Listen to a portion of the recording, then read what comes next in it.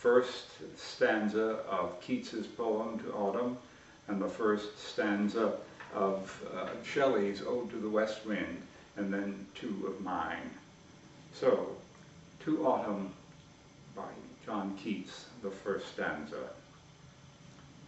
Season of mists and mellow fruitfulness, close bosom friend of the maturing sun, conspiring with him how to load and bless with fruit the vines that round the thatch eaves run, to bend with apples the mossed cottage trees, and fill all fruit with ripeness to the core, to swell the gourd and plump the hazel shells with a sweet kernel, to set budding more, and still more, later flowers for the bees, until they think warm days will never cease, for summer has o'erbrimmed their clammy cells.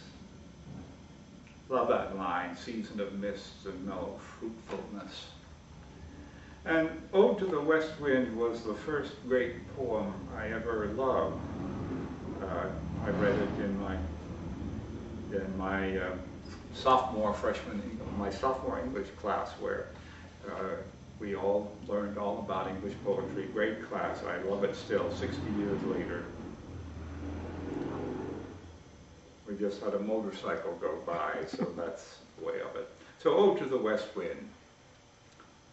O wild west wind, thou breath of autumn's being, thou from whose unseen presence the leaves dead are driven like ghosts from an enchanter fleeing.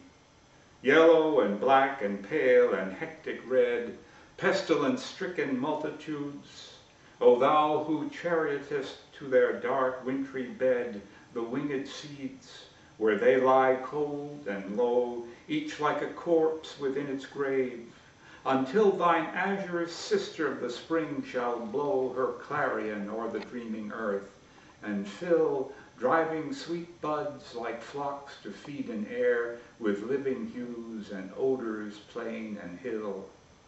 Wild spirit, which art moving everywhere, destroyer and preserver, hear, O hear. And then a poem about me walking to school and back home from school as a young boy in Plainfield, New Jersey. So this is Walking to School in Autumn. Autumn and I, not an especially triumphant boy, walked in triumph down a street lined with torches, fiery yellows, shiny oranges, fierce reds, all lit up for me.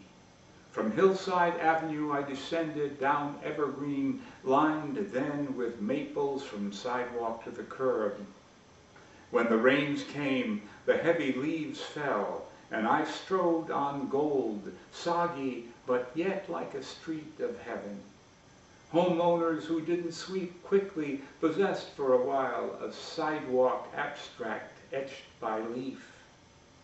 Then brown November, and homeward in the early dark, breathing the acid smell of burning leaves, as I passed the men leaning on iron-tined rakes, tending the smoky pyres.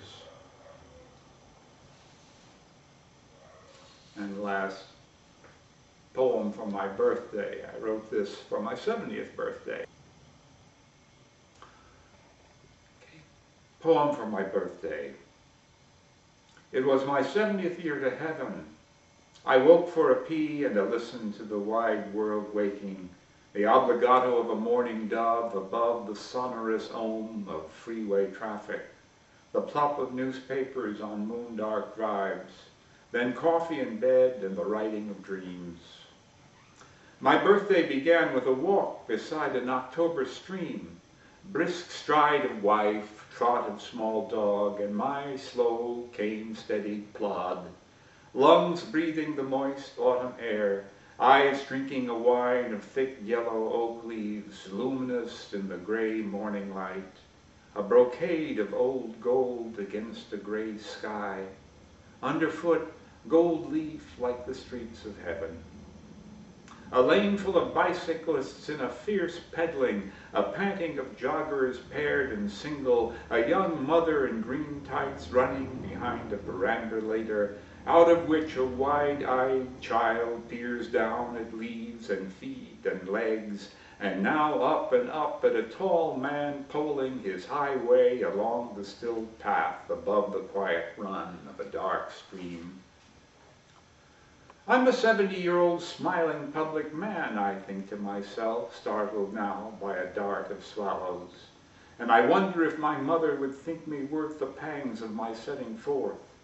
A long labor, 40 hours. He came out of the flower pot, she said, waking. A good place to come from, I think. No rose eye, maybe chrysanthemum. Plummeting inward now to a time huge as the sky above the big house.